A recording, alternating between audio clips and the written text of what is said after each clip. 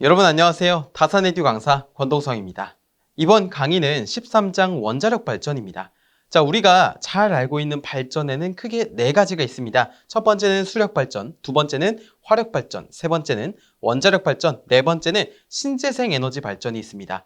자, 우리가 전력공학에서 다루는 발전에는 이렇게 네 가지가 있다고 볼 수 있는데 그 중에서 이 신재생 에너지는 비중이 매우 낮으므로 우리가 좀 중점적으로 봐야 하는 발전은 수력, 화력, 원자력이라고 볼 수가 있습니다. 자, 우리가 이제까지 수력, 화력에 대해서 배워봤으니까 이번 강의를 통해서 원자력 발전을 한번 정리해보는 시간을 가져보겠습니다. 사실 이 첫 번째 일로 가시면 우리가 원자력 발전이라고 이제 배우게 되는데요. 원자력 발전, 심화 강의라고 해서 기본 강의랑 크게 달라지진 않습니다. 왜냐하면 이 원자력 발전이라고 하는 것은 파고들면 파고들수록 굉장히 어려운 수준의 학문을 요구하기 때문에 우리가 이 원자력 발전을 깊게 파고들 시간이 없단 말이죠. 우리가 자격증을 공부하는 데 있어서 원자력 발전을 파고드는 것보다 다른 전력계통 또는 송전, 배전 이런 과정을 이해하는 게 더 중요하기 때문에 우리가 이 원자력 발전은 조금 더 라이트하게 가져갈 수가 있다고 보겠습니다. 자, 그래서 약간 다큐멘터리 시청하신다고 생각하시고 저를 믿고 끝까지 와주시면 되겠습니다. 자, 우리 원자력 발전을 본격적으로 시작을 해볼 건데요. 원자력 발전이라고 하는 것은 크게 이러한 구성을 가지고 있다고 보시면 됩니다. 자, 여기 보시면 원자로가 무조건 있어야 되겠죠. 자, 이 원자로에서는 어떠한 작용을 하게 되냐면 우리 핵분열이 발생하게 됩니다. 핵분열. 그러니까 원자력이라고 하는 것은 쉽게 말해서 이 우리 눈에는 보이지 않겠죠. 핵이 분열하면서 그 분열하면서 연쇄적으로 반응되는 굉장한 에너지를 발휘하는 에너지를 갖고 있는 그것이 계속해서 분열하고 또 분열하고 또 분열해서 그때 분열하면서 발생하는 에너지를 이용해서 우리가 증기를 가열하여 이렇게 발전기를 구동하는 그런 발전을 원자력 발전이라고 보시면 돼요. 원자력 발전은 여기 보시면 핵분열이 일어나는 원자로와 그리고 거기서 발생한 열을 밖으로 빼내기 위한 냉각 제화 그 다음에 여기 증기 발생기를 통해서 증기가 이동하게 되고 자, 그 다음에 터빈을 구동해서 발전기를 구동하는 이런 방식이 되겠죠. 자, 그 다음에 복수기에서 다시 급수로 가서 다시 이렇게 이동을 하는 자, 이런 구성이 원자력 발전이다라고 보시면 되겠습니다. 자, 그래서 원자력 발전에는 특징을 조금 적을 필요가 있는데요. 한번 간단하게 한번 정리를 해보죠. 특징이죠. 첫 번째는 단위 최적당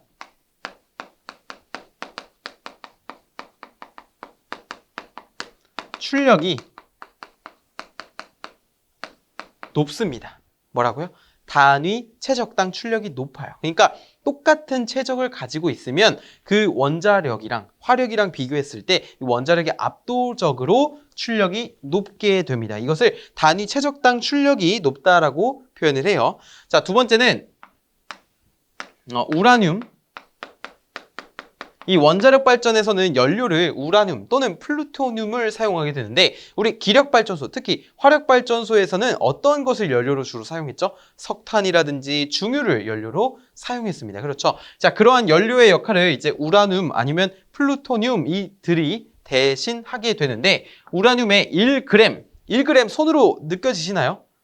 대단하신 건데 1g 손으로 느껴지면 대단하신 겁니다. 그렇죠? 자, 1g이 같은 그러니까 열량 예를 들어서 5,500kcal 그렇죠? 5,500kcal per 킬로그램의 석탄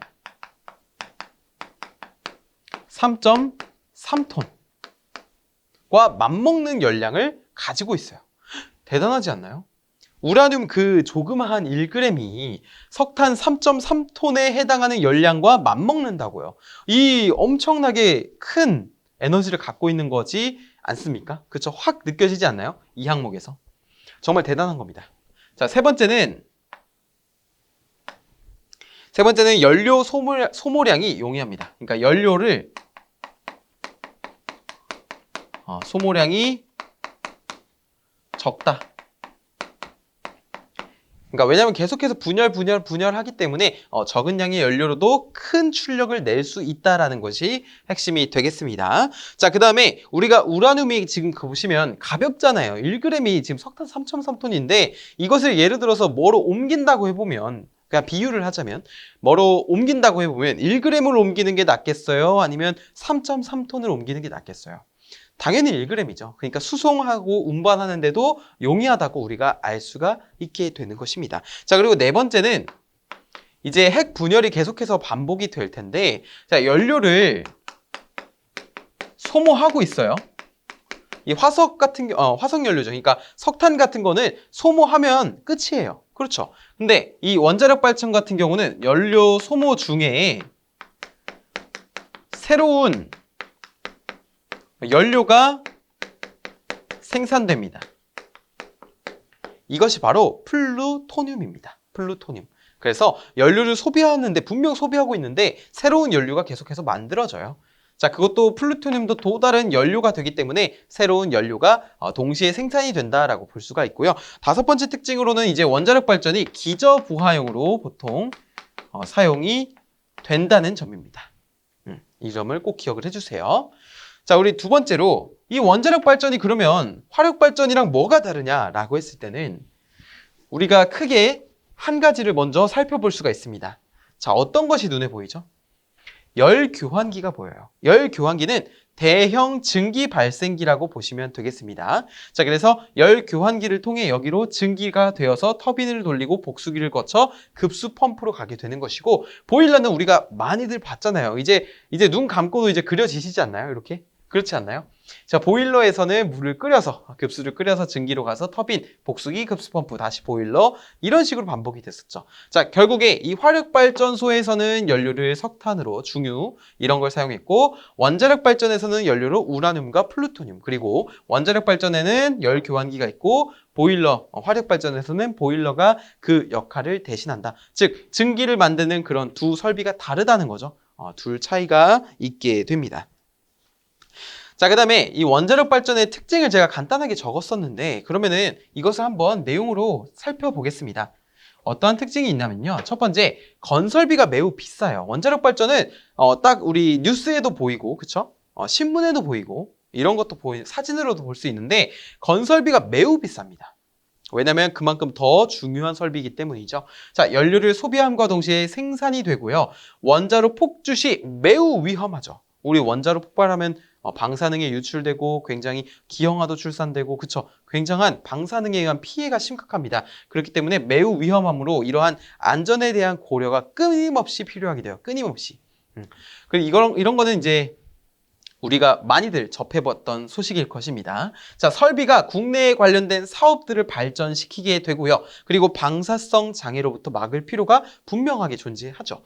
자, 그 다음에 기저부하로 사용되는 것이 유리함인데, 우리 기저부하, 중간부하, 첨두부하가 있을 때, 자, 기저부하는 뭐라고 했어요? 기저부하는 한 해 동안 최소한에 필요한 그런 생산되는 용량, 그러니까 사용되는 전력이라고 볼 수가 있잖아요. 그렇죠? 그렇기 때문에 우리가 기저부하로 사용하기 위해서는 건설비가 비싸더라도 연료비 또는 운전비가 이런 유지비가 저렴해야지 기저부하로 사용할 수 있다고 했습니다. 그렇기 때문에 원자력 발전이 보통 기저부하로 채택이 되고요. 원자력 발전이 없는 곳에서는 보통 화력 발전, 이런 석탄을 이용한 화력 발전이 이렇게 기저부하로 사용되곤 합니다. 자, 그다음에 첨두부하로 가면은 보통 양수 발전이라든지 아니면 LNG, 액화천연가스 있죠? 자, 이런 것으로 보통 이렇게 첨두부하로 사용이 된다. 이것까지 좀 추가적으로 아시면 좋을 것 같아요.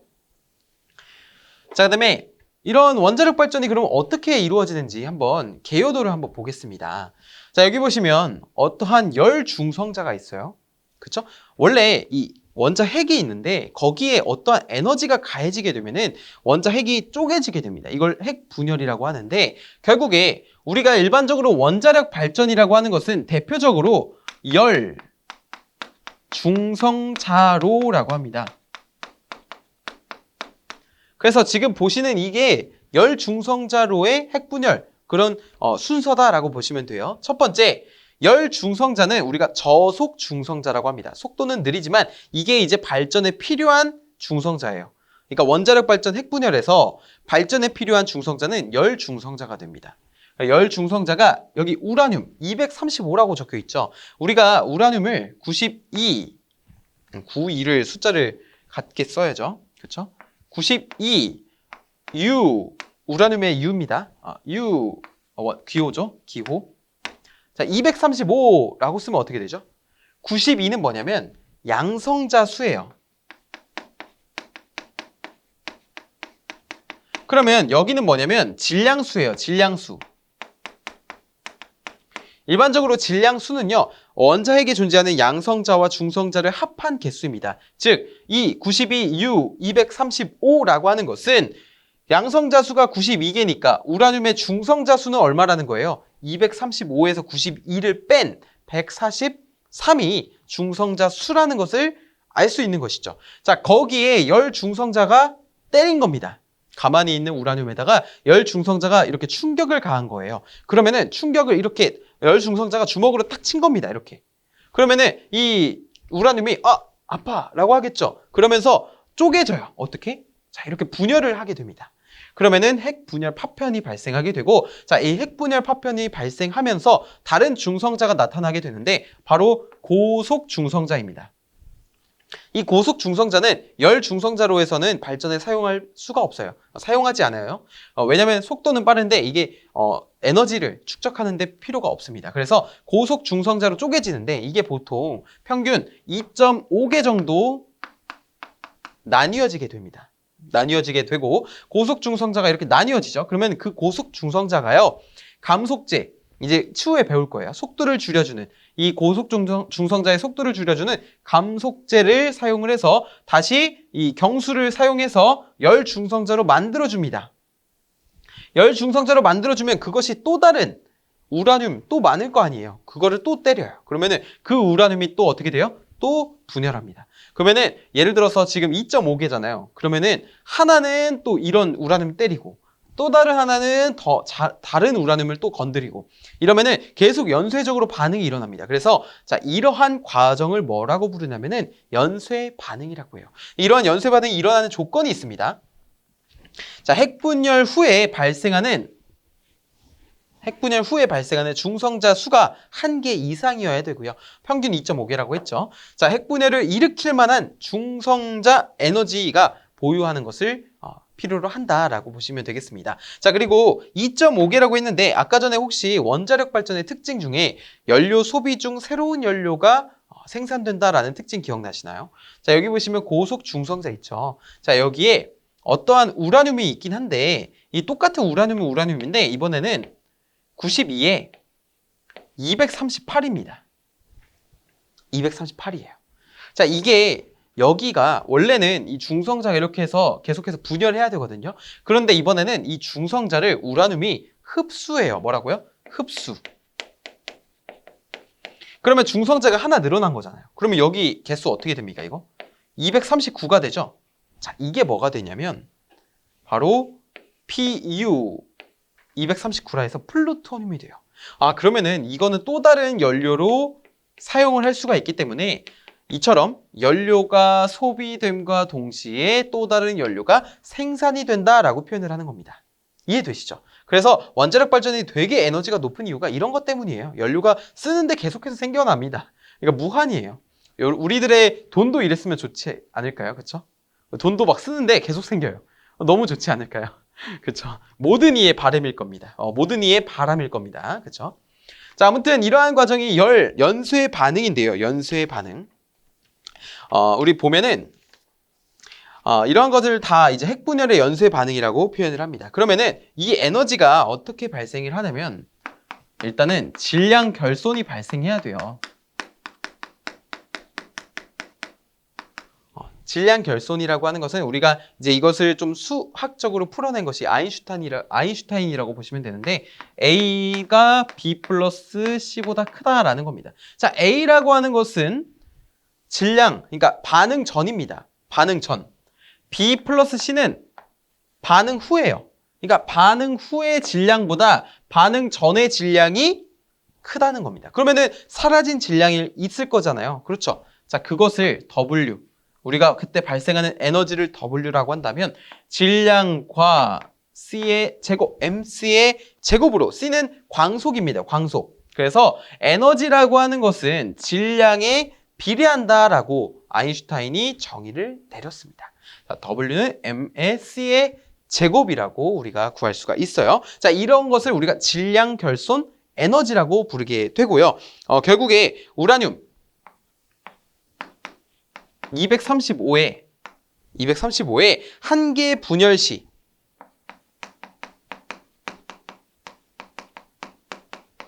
발생하는 에너지는 약 200메가 일렉트론 볼트입니다. 이거 굉장히 큰 거예요. 그렇기 때문에 자, 굉장한 에너지를 가지고 있다는 것을 알 수 있죠. 이게 바로 질량 결손 에너지가 되겠고요. 그 밑에 보시면 92 우라늄 235 1g 핵분열 시 아까 말씀드렸던 것처럼 석탄의 3.3톤에 해당되는 그런 열량을 가지고 있다라고 보시면 되겠습니다. 우리 다섯 번째로 핵 연료를 볼게요. 핵 연료. 어쨌든 연료가 똑같이 있어야 되잖아요. 근데 핵 연료를 원자력에서는 우리가 연료를 무엇으로 사용한다고 했냐면 우라늄 또는 플루토늄을 사용한다고 했습니다. 자, 금속 우라늄의 특징을 우리가 비중과 그리고 용점만 기억하면 되는데 비중 같은 경우에는 18.7이고요. 그리고 융점이라고 하는 거는 1500도씨입니다. 비중 18.7에 융점 1500도씨로 외관은 흑갈색의 산화피막으로 덮여 있다 정도만 기억하시면 되고 가공성이 나쁜 그런 특징을 가지고 있습니다. 자, 우라늄의 농축입니다. 농축. 우리 과일 농축액 이러면 뭐예요? 약간 농도를 완전 높인 거죠. 그래서 우라늄의 농축이라고 표현을 하는데 이거를 천연 우라늄 중에는 핵분열에 기여하는 92 우라늄 235가 몇 퍼센트 포함되어 있대요? 0.714%밖에 안 포함되어 있대요. 그러니까 천연 우라늄이 있는데 여기에 우리가 방금 알아냈던 그 92 우라늄 235 있죠? 자, 이게 겨우 0.714%밖에 없다라고 합니다. 하지만 그거임에도 불구하고 에너지가 굉장한 에너지를 방출하고 있는 것이죠. 어마어마하잖아요. 자, 이 우라늄의 함유량을 증가시키는 작업을 농축이라고 표현하는 겁니다. 그래서 우라늄의 농축이라고 하는 거예요. 자, 그래서 일반적으로 이러한 농축 우라늄을 사용하는 거는 우리 뒤에 배울 거예요. 가압 수형 원자로에서 그리고 비등 수형 원자로 이 두 개에서 보통 연료로 저농축 우라늄을 사용하게 됩니다.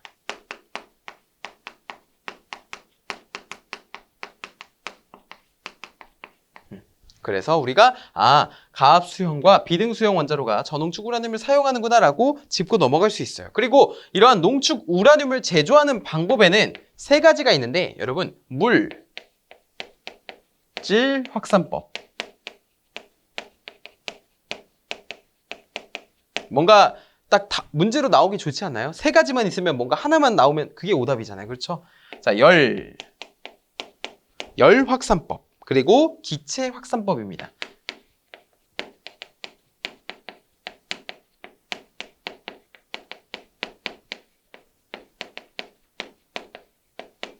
이렇게 세 가지를 꼭 기억을 해주세요. 자, 그리고 3번에 이제 보시면 구비 조건이 있습니다. 핵 연료에도 구비 조건, 갖춰야 할 조건이 있다는 거죠. 자, 중성자를 빨리 감속시킬 수 있어야 됩니다. 왜냐하면 우리가 그림 이전으로 잠깐만 볼게요. 그림이 좀 가려지긴 했는데 여기 보시면 열 중성자가 있었습니다. 그렇죠? 열 중성자가 우리가 중성자의 속도를 줄여야지 열 중성자가 됐잖아요. 고속 중성자를 쓰는 게 아니잖아요. 그렇죠? 그렇기 때문에 일반적인 원자력 발전은 열 중성자로라고 했습니다. 그래서 중성자를 빠르게 속도를 줄일 수 있어야지만 우리가 발전에 필요한 열 중성자로 사용할 수 있어서 중성자를 빨리 감속시킬 수 있어야 됩니다. 어떤 것이? 핵 연료가. 그리고 중성자를 흡수하는 단면적이 작아야 돼요. 결국에 중성자를 흡수해서는 안 된다. 우리 발전에 필요한 중성자를 흡수해서는 안 되고요. 자, 열 전도율이 높아야겠죠. 당연히. 열을 잘 전달해야 되고 부식성에도 강해야 되고 방사성에도 우수해야 됩니다. 그리고 가볍고 밀도가 커야지만 조금 더 용이하게 사용을 할 수가 있겠죠. 그렇기 때문에 핵 연료 구비 조건에서도 이러한 내용을 좀 중점적으로 봐야 되는구나라는 것을 알 수 있는 것입니다. 자, 우리 보시면은 구비 조건이 지금 4가지가 있잖아요. 여기서 사실 제일 중요한 건 이 2가지예요. 중성자를 빨리 감속시키고 중성자 흡수 단면적이 작아야 됩니다. 특히 이 중성자 흡수 단면적이 작다라는 것은 중성자를 흡수하지 않는다는 것을 나타내는데 이런 거는 좀 앞으로도 이제 뒤에서 배울 건데 거기서도 자주 다른 것과 비교가 될 내용이니까 우리가 이 부분은 꼭 기억하고 넘어가셨으면 좋겠습니다. 자, 우리 개념 확인 한번 볼게요. 개념 확인. 자, 원자력 발전의 개요. 개념 확인입니다. 우리 원자력 발전, 이런 발전 파트는 사실 문제가 20문제 중에서 많아봐야 2문제, 적으면 1문제, 아예 안 나올 수도 있거든요. 그렇기 때문에 기출문제가 한 번만 출제되고 안 출제된 유형이 굉장히 많아요. 우리가 원래 보통 빈출 문제라고 표현을 하잖아요. 같은 유형의 문제가 계속해서 출제되는 게 빈출 문제인데 이런 계산 문제가 많은 것들은 빈출 문제가 많습니다. 하지만 이런 발전 파트에서는 이 내용을 좀 중점적으로 물어보기 때문에 한 번 출제되고 안 출제된 게 굉장히 많아요. 그래서 이 문제풀이, 단원별 기출문제 보셔도 이 원자력 발전의 기출문제는 몇 문제 안 됩니다. 빈출 문제가. 그래서 그 부분은 확실하게 공부를 하시고 지금 보시면 개념 확인 있죠. 이 개념 확인도 한 번 출제됐던 내용을 토대로 기출문제로 한 그 모티브로 삼은 그런 내용들이 있거든요. 그렇기 때문에 이 원자력 발전, 특히 원자력 발전에서는 개념 확인을 좀 잘 학습을 하셨으면 좋겠어요. 자, 핵 분열에 의해 얻어지는 에너지를 에너지1으로 이용하는 발전 방식을 화력 발전이라 한다? 아니죠. X고요. 원자력 발전이죠. 당연한 걸 물어보고 있습니다. 화력 발전에서의 중유나 석탄의 역할을 원자력 발전에서는 우라늄 또는 플루토늄이 대신하고 있다. 맞죠? 원자력 발전은 연료를 소비하고 나면 다시 직접 보충해야 되나요? 아니죠. 연료를 넣어줄 필요 없이 생산이 동시에 이루어지기 때문에 계속해서 핵분열이 일어나므로 다시 보충할 필요가 없습니다. 원자력 발전에서 나오는 방사능은 인체에 큰 해를 끼칠 정도는 아니다라고 했는데 방사능 굉장히 위험하죠. 큰일 날 소리입니다. 자, 원자력 발전은 기저부하에 적합하고요. 만약에 원자력 발전이 없다면 석탄으로 하겠죠. 핵 연료는 중성자를 흡수하는 단면적이 커야 한다? 아니죠. 중성자를 흡수하는 단면적이 작아야 되고요. 핵 연료는 중성자를 빨리 감속시켜야 된다? 맞는 설명입니다. 따라서 O가 되겠죠. 자, 그렇게 답을 해주시면 되겠고요. 우리 이어서 원자력 발전소의 구성 및 운전을 한번 보겠습니다. 운전, 구성 및 운전. 우리 대표적인 원자력 발전에서의 원자로는 뭐라 그랬어요? 열 중성자 로라고 했습니다. 열 중성자로는 우리가 열 중성자로를 발전에 사용한다고 해서 열 중성자로인데 원자로의 구성 여기서도 보통 이제 대부분이 열 중성자로니까 그 열 중성자로에 대한 구성을 조금 같이 살펴보겠습니다. 출제되는 문제들도 웬만하면 다 이런 내용이니까 이 부분을 꼭 잘 기억을 해주시고 감속재가 무엇이고 제어봉이 무엇이고 냉각재가 무엇이고 이런 것을 좀 잘 구분을 지어주셨으면 좋겠어요. 저를 믿고 그냥 천천히 따라오시고 제가 적는 거를 여러분도 한번 빈 공간에다가 아니면 다른 종이에다가 노트 필기를 한번 하시면 좋을 것 같습니다. 자, 먼저 구조를 보면 중성자 검출기가 있고요. 차폐벽이라고 하는 것이 있고요. 감속재가 있고요. 이렇게 길다랗게 제어봉이 있고요. 그리고 출구가 있는데 어떤 출구냐면 냉각재가 들어왔다가 나가는 출구입니다. 핵 연료가 이렇게 위치하고 있죠. 이게 보통 원자로의 구성이라고 볼 수가 있겠습니다. 우리 원자로에는 두 가지로 나뉘어요. 원자로는 중성자로라고 해서 크게 두 가지로 나뉘게 되는데 첫 번째는 고속 중성자로입니다.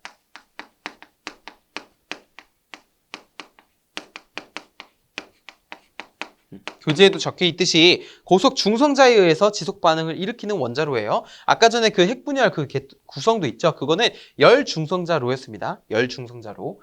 자, 두 번째가 바로 그 열 중성자로예요. 이게 대부분 별다른 언급이 없는 한 열 중성자로로 표준으로 보시면 되겠습니다. 이거 같은 경우는 뭐라고 적혀 있나요? 평균 2메가 일렉트론 볼트 에너지의 중성자를 0.025 일렉트론 볼트 정도의 열 중성자까지 어떻게 하는 거예요? 감속시켜서 줄여서 핵반응을 지속하는 원자로예요.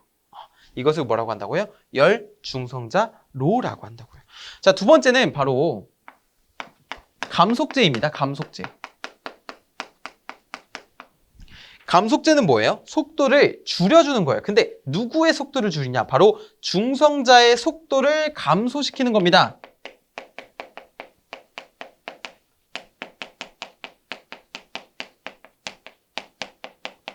중성자를 감속시키는 거예요. 그래서 결국에 감속시키는 이유가 앞서 말씀드렸다시피 열중성자로, 저속중성자로 바꿔주기 위해서입니다. 그래서 첫 번째, 감속제의 첫 번째 특징은 중성자, 흡수. 이거 어디서 봤죠?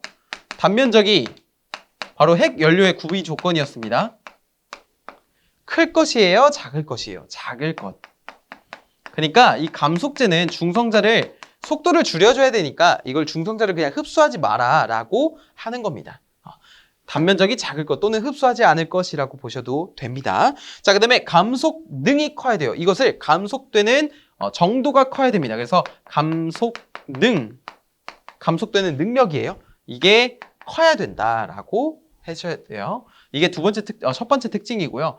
자, 두 번째는 우리 사용되는 재료입니다. 자, 이게 뭐냐면 일반적으로 물. 자, 이거를 H2O라고 쓰고 이제 경수라고 할 거예요. 그래서 원자력에서 경수를 보면 그냥 물이구나. H2O. 그 다음에 중수가 있어요. 중수는 D2O라고 씁니다. D2O.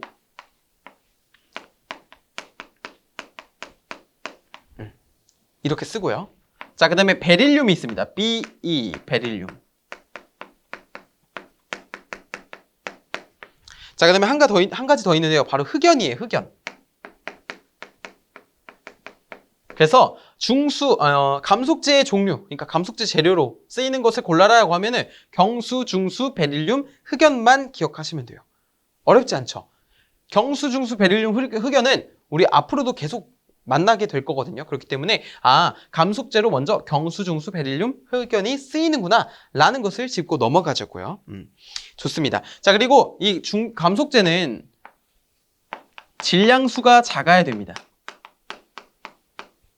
질량수가 작아야 되고 우리가 감속능 또는 감속비가 커야 한다고 규정을 하고 있어요. 자, 네 번째는 보이드 계수입니다. 보이드 계수.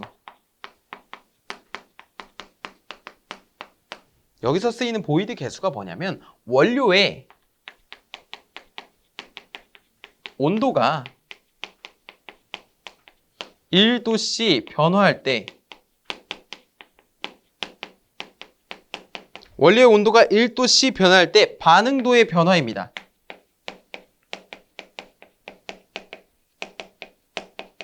이걸 보이드 계수라고 해요.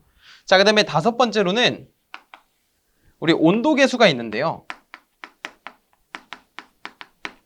온도 계수는 뭐냐면 원료의 온도가 1도씨 변화할 때 아니죠. 원료의 온도가 아니라 감속제의 온도.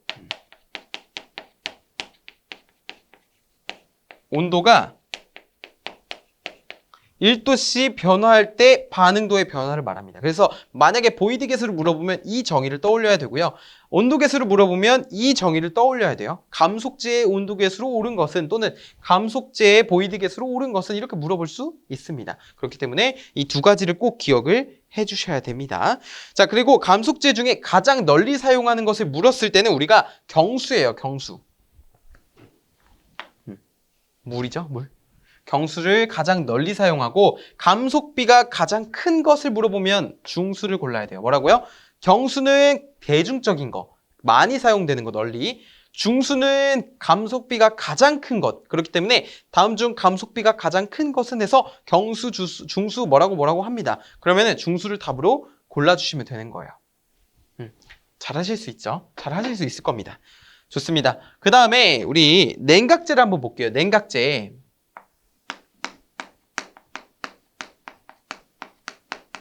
냉각제는 원자로의 열을 바깥으로 빼내야 됩니다. 즉, 이 원자로의 열을 바깥으로 빼기 위한 그런 설비를, 그런 재료를 우리가 냉각제라고 해요. 재료가, 설비가 아니에요. 재료예요.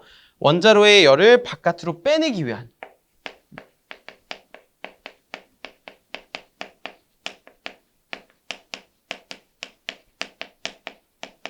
빼기 위한 매체라고 골라주시면 되겠습니다. 자, 그래서 우리가 첫 번째 특징 바로 나와 있죠. 이거 계속 많이 보여요. 중성자 흡수 단면적이 클 것이에요? 작을 것이에요? 작을 것이죠. 작을 것. 좋습니다. 이것도 중성자를 흡수하면 안 된다는 거예요. 흡수하지 않을 것. 자, 그리고 냉각제는 열 전도율이 어때야 될까요? 열 전도율이 높아야 됩니다. 열 전도율. 그리고 열 용량도 어때야 될까요? 클 것이 되어야 하고요. 그리고 방사능을 띠기 어려워야 합니다. 자, 세 번째. 사용되는 재료가 있을 거예요. 뭐 기체도 있고 액체 금속도 있게 되는데 먼저 나트륨입니다. 이제 소듐이라고도 표현을 하죠. 나트륨이 되겠고 이건 액체 금속이고요. 자, 그다음에 어떤 것이 있냐면 CO2가 있습니다. 이산화탄소죠. 자, 그다음에 기체로 He, 헬륨이 있습니다. 자, 그다음에는 우리가 액체죠. 액체로는 경수와 중수죠. H2O와 D2O. 그래서 여러분이 이 화학식만 보고도 뭔지 맞히셔야 돼요. NA는 나트륨, CO2는 이산화탄소, H2는 헬륨, H2O는 경수, D2O는 중수입니다. 그래서 결국에 보면 뭐예요? 냉각제도 마찬가지로, 감속제도 마찬가지로 경수, 중수, 경수, 중수. 이 부분이 좀 중복이 된다라는 걸 좀 눈여겨볼 필요가 있겠죠. 노내의 온도를 적당한 값으로 유지하기 위해서 이러한 냉각제가 필요하다고 보시면 되겠습니다. 자, 네 번째는 제어봉입니다. 제어봉. 그러니까 원자로의 반응도를 좀 조절하는 거예요. 원자로의 내에서 중성자 수를 감소시켜. 이거 굉장히 중요합니다. 뭐라고요? 중성자 수를 감소시켜. 원자로 내에 중성자 수를 감소시켜서 중성자의 밀도를 조절하는 거죠. 수를 줄이면 밀도를 조절하는 거죠. 밀도 조절 하면 어떠한 현상이 발생하냐? 바로 핵분열의 연쇄 반응을 제어합니다. 어쨌든 핵분열에 있어서 이 중성자가 굉장히 중요한데 중성자 수를 감소시켜서 밀도를 조절해서 연쇄 반응의 그런 반응을 제어한다는 거예요. 굉장히 뛰어난 물질이라고 볼 수가 있겠죠. 자, 이거 같은 경우는 우리가 바로 캐치할 수 있는 부분이 있습니다. 어떤 거냐면 중성자의 흡수 단면적이 어때야 될까요? 중성자 수를 감소시켜야 돼요. 그럼 단면적이 당연히 커야 되겠죠. 그러니까 이제까지는 다 중성자 흡수 단면적이 작았다고요. 핵연료라든지 감속제라든지 냉각제라든지 다 작았는데 얘 혼자 뭐예요? 크다라고요. 그래서 이것만 조금 캐치해 주시면 됩니다. 제어봉이 커야 되고, 자, 그 다음에 두 번째는 기계적 강도가 크고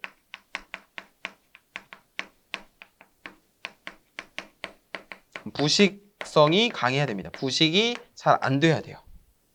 이것만 좀 잘 보시면 되겠고요. 재료가 중요한데 또 재료는 카드뮴, 붕소,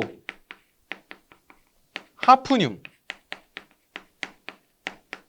그리고 이것들을 조합한 합금이 우리가 제어봉의 재료다라고 보시면 되겠습니다. 괜찮으시죠? 중요한 건 뭐예요? 중성자 수를 감소시켜서 중성자의 밀도를 조절함으로써 핵분열의 연쇄 반응을 제어하는 것은 제어봉이며 중성자 흡수 단면적이 커야 한다가 핵심이 되는 겁니다. 자, 냉각제는 열을 바깥으로 빼기 위한 매체로서 중성자 흡수 단면적이 작아야 되고 열 전도율과 열 용량이 커야 하며 나트륨, 이산화탄소, 헬륨, 경수, 중수가 쓰인다. 감속제 같은 경우는 중성자의 속도를 감소시켜서 우리가 반응을 잘 일어나게끔 해주는 것으로 중성자 흡수 단면적이 작아야 되고 감속능이 커야 하며 경수, 중수, 베릴륨, 흑연 등이 사용이 된다라는 점을 좀 잘 기억을 해주셔야 됩니다. 자, 그다음에 다섯 번째 볼게요. 다섯 번째는 반사제입니다. 반사제.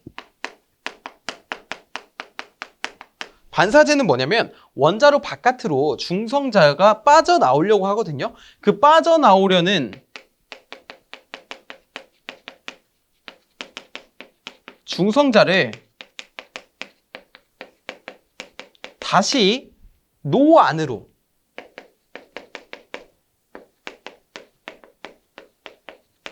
보내는, 반사시키는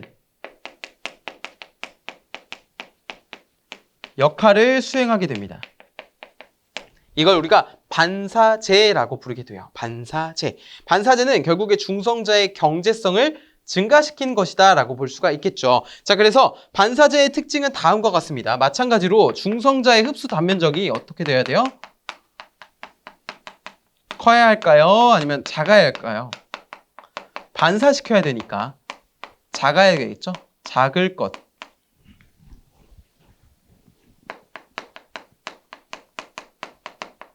두 번째는 종류입니다. 종류에는 우리 경수, 중수, 흑연, 베릴륨이 있어요. 한글로 쓰겠습니다. 근데 이거 어디서 많이 보시지 않았나요? 경수, 중수, 흑연, 베릴륨? 네, 맞아요. 맞아요. 바로 어디서 나왔냐면은 감속제와 재료가 동일합니다. 경수, 중수, 흑연, 베릴륨. 그래서 그 점도 같이 캐치하면 좋겠죠. 우리가 이런 것을 조금 더 합리적으로 확실하게 암기하려면 어떤 것과 어떤 것을 조금 묶어서 세트로 암기하시면 분명히 많은 도움이 되십니다. 그러니까 이거를 낱개로 하나하나 외우려고 하면 사실 어렵거든요. 근데 이 연상기법이라고 할까요? 암기할 때 그때도 그랬지, 저것도 그랬지, 이것도 그랬지 라고 이렇게 둘을 좀 상호관계를 따지면서 외우면은 굉장한 암기력을 발휘하실 수가 있을 겁니다. 좋아요. 지금 잘하고 계세요. 자, 그다음에 여섯 번째는 차폐제예요. 차폐제. 차폐제는 뭔가요? 차폐제 여기 있잖아요. 차폐벽과 같은. 결국에 차폐. 우리 전력계통에서 차폐선도 기억나시죠? 차폐선은 유도장애를 줄이기 위한 거잖아요. 그렇기 때문에 여기도 차폐제도 이런 원자로 내부의 방사선이 외부에 누출되는 것을 막는 겁니다. 그러니까 즉 차단하는 그런 재료다라고 보시면 되겠죠. 자, 결국에 방사선이 외부에 누출되는 것을 방지하기 위한 차폐벽의 역할을 수행한다. 근데 값싸고 좀 그런 밀도가 대단히 높은 흔한 납, 콘크리트 이런 것들이 좀 사용된다라고 보시면 되겠습니다. 이게 뭐라고요? 차폐제라고요. 자, 그다음에 이 원자로는 이것뿐만이 아니죠. 원자력 발전소는 이것뿐만이 아니라 원자로 그리고 터빈과 급복수 설비. 급복수 설비가 뭐냐면 급수 설비와 복수 설비를 합친 말이죠. 자, 주증기. 그러니까 증기가 이동할 때 다음과 같이 이동한다는 겁니다. 주증기, 메인 증기 배관에서 주증기, 메인 증기 스톱 밸브를 갖다가 증기 가간 밸브를 통해서 고압 터빈에 공급이 됩니다. 그 고압 터빈을 나온 증기의 습기를 제거하는 게 누구예요? 습기 분리기라는 친구예요. 자, 그래서 그것이 저 터빈에 공급이 되고 복수기로 이동하는 형태가 바로 이 터빈과 급복수 설비, 급수 설비, 복수 설비가 하는 일이라고 보시면 돼요. 자, 그 다음에 제어 계측 시설도 필요한데요. 원자로 출력을 조정하는 것은 제어봉이 담당합니다. 아까 전에 중성자의 수를 감소시켜서 밀도를 낮추어, 그렇죠? 밀도를 조절해서 우리가 원자로 연쇄 반응의 출력을 조절하는 거라고 했잖아요. 그것을 제어봉이 담당한다고요. 분류로는 두 가지인데 핵개장인과 프로세스 개장이 있습니다. 핵개장인 경우에는 중성자 수나 방사능을 측정하는 거. 프로세스 개장은 온도, 압력, 유량, 수위 등을 측정하는 거. 이것을 우리가 프로세스 개장이라고 부르게 돼요. 자, 네 번째는 연료 취급 및 저장 시설도 필요하다는 겁니다. 수개월 동안 냉각하는 그런 연료 냉각 장치가 필요하고요. 이것을 연료를 치환한다든지 아니면 수송 설비가 필요하다는 그런 특징을 가지고 있습니다. 원자력 발전하고 나면 이게 굉장히 뜨겁습니다. 그렇기 때문에 이것을 그냥 냉각을 할 수 있는 그런 장치가 필요하다는 거예요. 보관할 수 있는. 다섯 번째는 원자로의 독작용입니다. 우리가 독사과라고 하죠. 백설공주가 독사과를 먹고 어떻게 됐나요? 잠이 들었죠. 이렇게 잠이 들었습니다. 그렇죠. 그럴 때 우리가 이 원자로에서의 독작용은 뭐냐면 그런 심각한 피해를 끼치는 우리 독의 독성, 이런 독극물, 이런 독이 아니라 원자로에서의 독작용은 그 반응적인 측면에서의 독작용입니다. 무슨 말이냐면 중성자를 너무 과하게 흡수한 거예요. 그래서 출력이 저하되고요. 그 다음에 연쇄 반응도가 감소하는 현상. 이것을 우리가 뭐라고 한다고요? 원자로의 독작용이라고 한다고요. 그래서 열 중성자 이용률이 저하된다고 보시면 됩니다. 실제 기출되었던 문제 중에 어떤 것이 있었냐면 다음 중 원자로의 독작용이란 아니면 원자로의 독작용이란 이렇게 해서 물어봐요. 그러면은 이거를 답해 주시면 돼요. 원자로의 출력이 저하되고 원자로의 연쇄 반응도가 감소하는 현상. 이것을 정답으로 체크해 주시면 되겠습니다. 그래서 제일 중요한 건 원자로의 독작용이에요. 이 부분은 꼭 잊지 마세요. 좋습니다. 우리 개념 확인 한번 풀어볼게요. 자, 영상 멈추시고 한번 풀어보고 오시고 보시면 되겠습니다. 다음 설명을 읽고 옳으면 O, 틀리면 X를 하시온데 감속제는 중성자의 속도를 증가시키기 위해 사용된다? 이름에서 딱 감속이라고 했는데 아니죠. X고요. 감속제는 중성자를 흡수하는 단면적이 작아야 한다? 맞죠. 감속제는 속도를 감소시켜야 되기 때문에 단면적이 작아야 됩니다. 흡수 단면적이. 맞고요. 감속제 중 감속비가 가장 큰 것은 경수이다. 경수는 가장 흔한 거라고 했죠. 가장 많이 사용되는 거. 근데 감속비가 가장 큰 것은 중수예요. 중수. 냉각제는 중성자를 흡수하는 단면적이 커야 된다? 아니죠. 냉각제도 마찬가지로 중성자를 흡수하는 단면적이 작아야 됩니다. 그럼 제어봉은 중성자를 잘 흡수해야 된다? 맞죠. 중성자 흡수 단면적이 커야 됩니다. 자, 그 다음에 원자로의 독작용은 인체가 방사능에 노출되어 피해를 입는 것을 의미한다. 이것이 독작용이 아니죠. 우리 독작용은 반응적인 측면이라고 했잖아요. 그렇기 때문에 원자로의 출력이 저하되고 연쇄 반응도가 떨어지는 현상을 우리가 원자로의 독작용이라고 했습니다. 그래서 X를 정답으로 골라줄 수가 있겠죠. 자, 좋습니다. 자, 우리가 지금 어느덧 막바지에 이르렀는데 마지막으로 우리 원자력 발전소의 종류에 대해서 짚고 넘어가 보겠습니다. 자, 첫 번째로 비등수형인데요. 여기서 비등수형이라고 하는 것은 비등경수형이라고 보시면 돼요. 비등수형, 비등경수형 둘 다 동일한 말입니다. 자, BWR이 약자인데요. BWR만 봐도 우리가 비등수형 원자로구나라는 것을 알아야 돼요, 이제. 자, 보일링 워터 리액터입니다. 그러니까 물을 끓이는 리액터인 거예요. 근데 어떻게 하냐면 잘 보시면은 원자로 내에서 바로 증기를 발생시켜서 이게 핵심이에요. 로 내에서 바로 증기를 발생시켜서 보일링 발생시켜서 직접 터빈에 공급하는 거. 그러니까 원자로에서 끓여서 바로 주는 터빈에 바로 주는 그런 방식을 우리가 비등수형. 비등이 물이 끓어오르는 겁니다. 그래서 비등경수형 원자로고요. 이거는 별도의 열 교환기가 필요가 없어요. 중요하죠. 왜냐하면 바로 증기를 노내에서 발생시키기 때문에. 그래서 연료로 저농축의 우라늄을 사용하고 냉각제, 감속제, 반사제로 무엇을 사용한다고요? 경수를 사용합니다. 그래서 비등경수형 원자로가 되는 거예요. 꼭 잊지 마세요. 냉각제, 감속제, 반사제, 냉감반이 경수다. 냉감반경. 이해하시죠? 자, 가압수형 원자로에 비해서 출력 밀도가 낮습니다. 출력 밀도가 낮다 보니까 어떻게 되냐면 같은 동일한 출력일 경우에는 이 노심이라든지 아니면 압력 용기가 커질 수밖에 없어요. 그래서 가압수형 원자로에 비해 출력 밀도가 낮다는 것도 우리 선지로 출제가 되었거든요. 그렇기 때문에 이것도 추가적으로 아시면 좋을 것 같습니다. 그렇죠? 다음은 가압수형입니다. 가압수형도 마찬가지로 가압경수형이에요. PWR로서 Pressurized 워터 리액터라고 읽으면 되겠죠. 원자로 내에서의 압력을 매우 높여서 물의 비등을 뭐래요? 억제하고 2차 측에 설치한 증기 발생기를 통해 증기를 발생시켜서 터빈에 공급하는 방식입니다. 자, 여기서 말하는 증기 발생기가 뭐냐면 이게 바로 열 교환기예요. 대형 열 교환기. 이것을 증기 발생기라고 하고요. 결국에 1차 개통수의 열을 이용해서 2차 개통 냉각수를 증기로 만드는 대형 열 교환기라고 보시면 되겠습니다. 그래서 이렇게 해서 터빈에 공급하는 방식인데 결국에 뭐예요? 열 교환기가 필요하다라는 거겠죠. 자, 연료로 마찬가지로 비등수형과 마찬가지로 저농축 우라늄을 사용을 하게 되고요. 똑같이 냉각제, 감속제, 반사제로 경수를 사용하기 때문에 경수가 그만큼 널리 사용된다는 것을 알 수 있겠죠. 그렇기 때문에 가압수형 원자로라고 가경수형 원자로라고 부르게 되는 겁니다. 그리고 노심은 약 55에서 60kg per 제곱센티미터 압력에 견뎌야 돼요. 이게 뭐냐면 제곱센티미터의 면적에서 여기에 해당하는 게 뭐라고요? 55에서 60kg. 여기에 사람 한 명이 올라가 있는 겁니다. 굉장히 높은 압력이죠. 이거에 견딜 수 있어야 된다는 겁니다. 노심이라고 하는 건 원자로의 중심이에요. 이때 기압은 처음에 160 기압으로 압축하게 되는 것입니다. 여기 열교환기 필요하고요. 자, 이런 것만 좀 잘 기억을 하시면 됩니다. PWR이 뭐라고요? 가압수형 또는 가압경수형 원자로라고요. 자, 세 번째는 가압중수형입니다. 중수감속로라고도 하게 되는데, 자, 가압중수형 같은 경우는 감속제로 중수를 사용하게 돼요. 중수가 감속비가 가장 크다고 했죠. 자, 이걸 잊지 마셔야 되고, 연료로는 천연 우라늄을 사용해야 하며, 플루토늄은 생산량이 크다라고 할 수 있습니다. 가압중수형에서. 그리고 이렇게 큰 이유는 뭐냐면 중성자 흡수 단면적이 작은 중수를 사용하기 때문이에요. 그래서 보통 이렇게 된다라고 보시면 되겠습니다.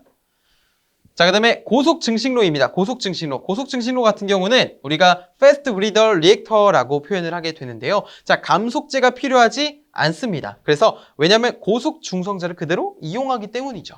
여기 보시면 중간 열 교환기가 있고요. 여기에 증기 발생기가 있어서 증기를 터빈을 돌려서 복수기로 급수 펌프 이렇게 가는 겁니다. 그래서 고속 중성자를 그대로 이용하기 때문에 우리가 감속제가 별도로 필요하지 않고요. 소형으로 높은 출력 밀도를 가지며 연료로 고농축 우라늄을 사용해야 됩니다. 저농축 아니에요. 자, 냉각제로 액체 금속 나트륨을 사용해요. 근데 이 나트륨이 화재의 위험이 있습니다. 그래서 화재 우려가 있다라는 정도도 추가적으로 아시면 좋고, 증식비가 1보다 큰 이라고 되어 있는데, 우리 문제를 출제됐을 때 다음 중 증식비가 1보다 큰 원자로는 이라고 해서 정답이 FBR이었어요. 그렇기 때문에 고속 증식로라고 하는 거는 증식비가 1보다 크다는 것을 알아야 되고, 우리 죄송합니다. 사례가 들렸어요. 우리 증식비가 1보다 크다라고 하는 것은 증식비,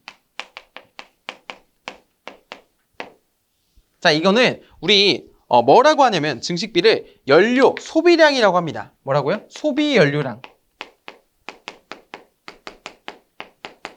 그 다음에 여기는 생산 연료량이에요.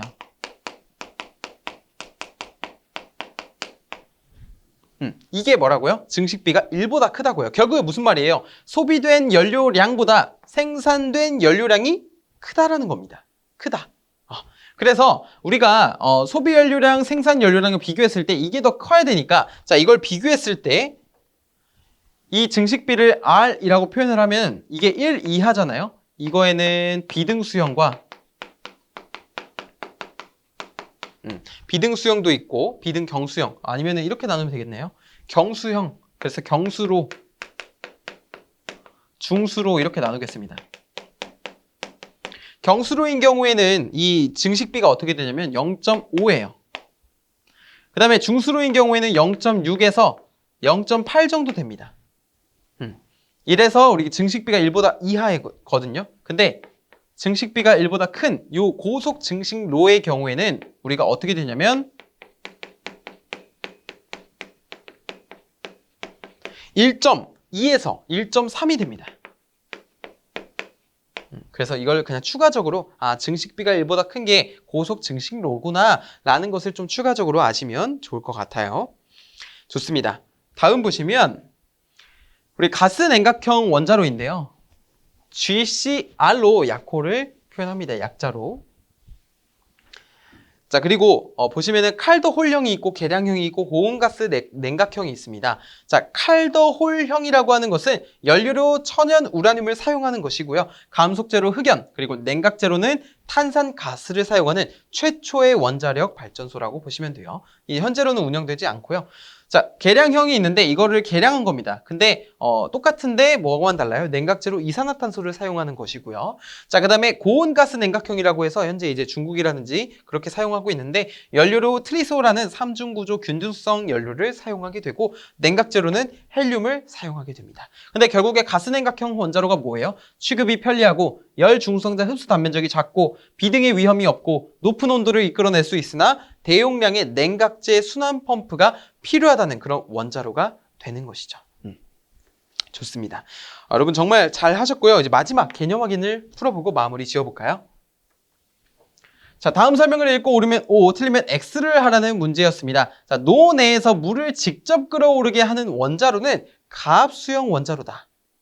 맞을까요? 틀릴까요? 노 내에서 물을 직접 끌어오르게, 증기를 바로 발생시키는 거 비등수형 원자로죠. 그래서 X가 되겠고, 자, 가압수형 원자로에서는 냉각제, 반사제, 감속제로 중수를 사용한다. 가압수형 원자로 가압경수형이잖아요. 중수가 아니라 경수죠. X. 고속 증식로의 증식비는 1보다 작다? 아니죠. 1.2에서 1.3 정도 된다 했잖아요. X. 열 교환기 또는 증기 발생기가 필요 없는 원자로는 비등수형 원자로다. 왜냐하면 노 내에서 직접 증기를 발생시키기 때문에. 그래서 O라고 할 수 있습니다. 따라서 XXXO라고 할 수가 있겠네요. 자, 이렇게 원자력 발전까지 우리가 알아봤습니다. 원자력 발전은 특히 특별하게 한강으로 구성을 했는데요. 여러분이 이 내용만 잘 학습을 하시면 앞으로 어떤 원자력 발전에 관한 문제가 출제되더라도 정말 잘 풀이하실 수 있을 것이라고 생각합니다. 제가 계속해서 말씀을 드렸지만 지금 1장부터 13장까지 왔는데 학습을 하시다가 궁금하시면 언제든지 질문을 하라는 말씀을 드렸었습니다. 네이버 카페도 좋고요. 아니면 홈페이지, 다산에듀 홈페이지에 교재 질문방, 거기는 이제 물론 다산에듀 교재를 구매하신 분에 한해서 답변을 드리고 있는데 거기도 괜찮고요. 그리고 유튜브로도 간간히 질문 올려주시면 답변 드릴 테니까 학습하다가 언제든지 궁금한 내용 생기시면 저에게 말씀해 주시면 감사드리겠습니다. 저는 또 다음 강의에서 찾아뵙겠습니다. 감사합니다.